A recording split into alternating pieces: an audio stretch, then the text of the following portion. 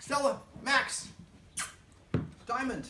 All right, this is Max, this is Stella, or excuse me, this is Stella, this is Diamond, and this is their roadmap to success. Now, primarily we worked here with Stella. Stella has, I think she's a slightly bit insecure. I don't think she's a super insecure dog, but I think the biggest problem here is I think she's confused as to what her role in the family is. She didn't have any rules. She was a little under-exercised. She had some problems at previous homes. One of her previous guardians actually passed away while she was in the house, and they found the person's body, and she was lying right next to him. And before that, I think it was an abusive situation. So she just had a little bit of a tough go. And so I think that she thinks she's contributing to the group by being a protector. But she doesn't know how to do it properly. So basically what I did is I went over ways to flip what I call the leader-follower dynamic by incorporating rules and structure and teaching the guardians sit. We're going to talk about that in a second. Ways to enforce those rules. So I'm just going to run through the rules really quickly. Rule number one, when somebody's eating food here, the dog's not allowed to be on this particular carpet. We're going to use the escalating consequences to move the dogs away, probably the third escalating consequence. But the best way to do it is when they are approaching the boundary, make sure you hiss before they break the rule, not after. All right, so rule number one, not being allowed in here. Rule number two, not being allowed in the kitchen when we're preparing food. We're going to do just what I showed you there off camera, walking towards the dog until the dog gets outside the boundary. And make sure when we move away, we walk backwards one step at a time, pausing between each step. And if the dog starts to come forward, you hiss and rush towards them until you get to that boundary point. Come. Let me see. Now also simulate and prepare for these things by doing a warm-up. So if we're going to eat our lunch here, we might grab a piece of bacon and microwave it 60 seconds first, and then bring it out here and then defend the boundary with all the dogs. And then once the dogs lay down outside the boundary, then I actually put the bacon away and I bring my actual sandwich in. Now, just for this and for a lot of the things in this session, it's probably going to be easier to practice this with each dog individually at first. Now, we have 3 dogs. Everybody's like, oh, it's just more convenient to do it all at once. It'll take you a lot longer. Studies show it'll be faster if you just do work with one dog individually. Once each dog knows how to do it individually, then we do it 2 dogs, the 2 best dogs together, then we bring in the 3rd dog. And repeat that for all the different activities. Always put the dogs in a position to succeed. Now, one of the other things I noticed is the dogs don't show any respect for their guardian's personal space because every time they get near the guardians, they pet them. Actually, let me go through other rules. I guess I skipped ahead. Another rule, not being allowed in the furniture for 30 days or as long as the problem's still going on, and then after 30 days, only with an invitation and only for good behavior. Another rule is if the door is closed and they want to go out, I go to the door and I tell them to sit. If they don't sit, I walk after about 3 seconds, I walk away, and then wait 1 minute, then I go back and do it again. And this time I say sit, then I walk, then I sit, then I walk away for 2 minutes, then 4 minutes, then 8 minutes, keep doubling the length of time. And as soon as I go and sit and Diamond sits, I open the door and let Diamond out. If the other 2 dogs don't sit, I don't let them out. Let me see, the dog should eat in a structured order. The human who's feeding them should eat first. And then after that, then I would feed Diamond first because he is the senior dog. Then I would feed Maxwell because Max is the next dog in line and also has some issues between Stella and Max. And so this way, Stella identifies as being in the last position. We're going to let that go for now. Let me see, what else? Other rules. The human needs to eat something before they feed the dog. Feed the dogs. And mom will show that how to do that. Now be careful for that. Don't ever push Max down in front of Stella because that, especially don't throw a treat down because that can create a problem. Now I also went over how to teach directional commands with the guardians. Remember, take a treat like this, split it in half, and then go to each doorway in the house with each dog separately. Toss the treat right outside the door, about 2 or 3 feet out. When the dog goes out, say the word out. And then the dog comes back, we do it a second time, then go to a different portal and do it again. If each guardian does this with each dog once a day for about a week, you should be able to say out for any room the dog runs out gleefully.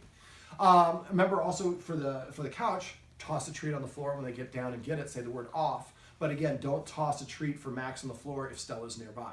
Now, the guardians were absolutely not abusive to the dogs in any way, shape, or form, but they were a little bit physical with them, which I prefer that they would use their energy. So a sudden movement towards the dog will allow us to get the dog to move back without actually having to shove or push the dog.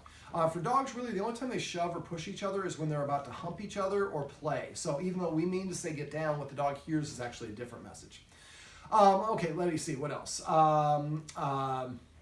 If the dogs are standing in your way, don't walk around them, walk through them. If they're lying down, then walk around them. But we want the dogs to learn, my job is to defer and get out of the human's way, not the other way around. I also went over petting with a purpose and passive training. Petting with a purpose is petting the dogs with a purpose, well, I sound like I just didn't read the book. I'm doing a book report. If the dog nudges me and asks for attention and I pet it, the dog is telling me what to do, and I am validating the dog's perception it's in charge of me because I'm listening to the dog. We want to listen to our dogs, but we don't want to convey their commands. So basically, if the dog nudges me or climbs, its claws has been climbing up on us, but it's not going to do that very much because it's not going to be on the furniture. But the dog nudges me for attention. Instead of petting it, I'm going to tell it to sit. As soon as it sits, I'm going to pet it under the chin and say the word sit and only the word sit. Not good dog, not good sit, just sit. And after a while, what will happen, and if it's already sitting, you can ask it to sit over here or ask it to lie down or whatever it is. But after a while, what you're going to find is the dogs are going to start offering to prepay, or they're going to prepay for these things by offering that behavior. They're going to come and sit in front of you as their way of saying, pet me, instead of jumping up or nudging us. Make sure that we do recognize that. I do use a couple of watchwords. I say paycheck if I suspect somebody may be petting the dog without a purpose. So even if you just want to pet the dog, still tell the dog to sit and then pet it underneath or pet it, lie down or whatever it is. And then when it does come and sit and offer those behaviors, if we miss it, we say testify. And then little Nixon would say, oh, sit. Just testify means we might have missed an opportunity to pet the dog and reward a desired behavior. The more we reward desired behaviors, the more they will continue to do that. Man, Max could not be sleeping in a more of a cute position. All right, so passive training is simply waiting for the dogs to do something that you want and then rewarding them. It's another great way to use positive reinforcement. So if Diamond came and laid down here right now, within 3 seconds, if I pet her and say the word crash, after enough repetition, she's going to learn lay down, or crash means lay down and get a reward. So every time the dog comes to you, pet it and say come. Every time it lays down, pet it and say crash. Every time it sits, pet it and say sit. Goes to the dog bed, say ocean or beach or whatever the word is. Acme. But eventually we're going to get to the point where the dogs are going to start knowing what they can do to get our attention in a good, positive way. Many of us actually train our dogs to do the wrong things because attention is ultimately validating and rewarding for dogs. So if the dog steals something and we get up and chase it, now the dog has actually earned our attention. Well, instead, now the dog's going to sit or lay down or do something we like. Then when we ask the dog to sit or lay down in other capacities, the dog's more inclined to want to do so. Okay, so that's petting with the purpose of passive training. Remember to really be strict about this stuff for a month. After a month, the dogs will kind of get in the habit of doing it, and the humans will also be in the habit of doing it. All right, let me see what else. Stella's running towards the fence. So the counter conditioning I showed off camera. Message me if you have any questions about that and let me know. Also, if you're watching this and I don't have the stay write-up involved, please let me know about the stay write-up and I'll add a link to it. Just text me. Now for the door, I have a door claiming exercise. I have it on my website. If you want, message me and I can share you a video with that as well. But again, we want to recreate that situation by having the guardians that live here actually pretend to be a guest. So we're going to call or text each other when we're on our way home. And then we wash our hands, we put stuff up so we're ready to go. And then they're going to come and actually, instead of parking in the driveway, they're going to park 2 houses away and come and knock or ring the doorbell.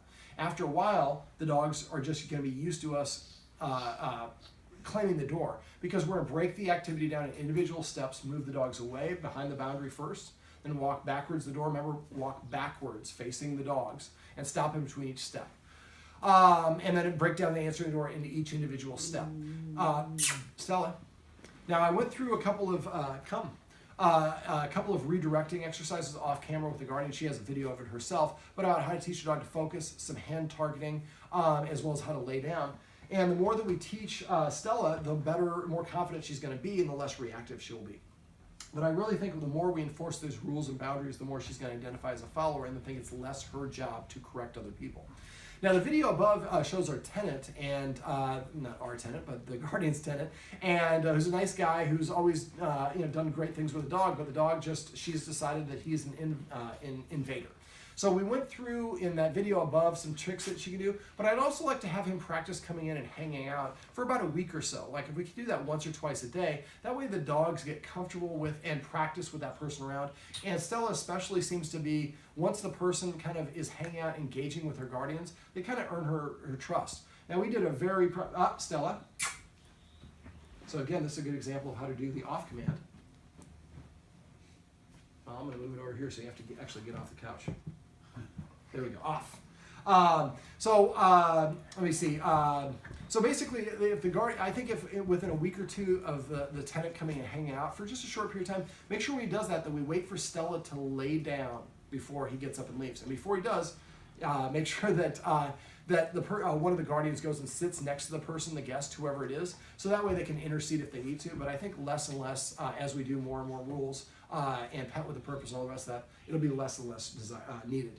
Now I have the martingale collar here for Stella. Remember, to put this on the spine, attach the leash, then run the leash around the chest. Always go towards the head, never go towards the butt. And then you want to keep it right in the armpits. The nice thing is if she goes nuts, we can actually pull her chest off the ground if we have to, and it gives us a lot more control of the dog. This also being a martingale no slip collar, she won't be able to slip her head out of it, which she's an escape artist. Just make sure that we don't use a round leash or a chain leash. This should only be a flat leash, and it should be the same width as this leash, as the collar here. Just a regular webbing. Don't have any knots or anything in it. Just keep it nice and flat, and I prefer a 4-foot leash. Now, Stella does like to kind of lick at Max in kind of an aggressive way. I think she's trying to kind of put him in a little bit in his place. I think that she, like I said, she thinks she's protecting and helping her guardians out. So if the guardians see her staring at Max, or if Max comes over here and Stella inserts herself between the human and the Max, and then we need to make Stella move away. So we'd stand up and walk towards her, and then bring the other dog back in here. Stella, here. Off. Remember, anytime you give a treat, the dog should get the treat first and hear the command word immediately after. Try to avoid using the word good, go, this, that. Just use just the command word, and be careful of your inflection. If you say sit and then the dog sits, you pet it and say sit. That's a completely different command. And this is the motion that I use to get a dog to sit, is I go over their head in an arc, and then as soon as they sit, I lower my hand, let them lick it off my hand, and then I tickle them under the chin. Remember, always try to pet the dog under the chin whenever possible. Stella. Stella. Here. Off. And again, be careful that we don't throw it in front of Max so we don't create a jackpot situation. Is there anything else I'm forgetting?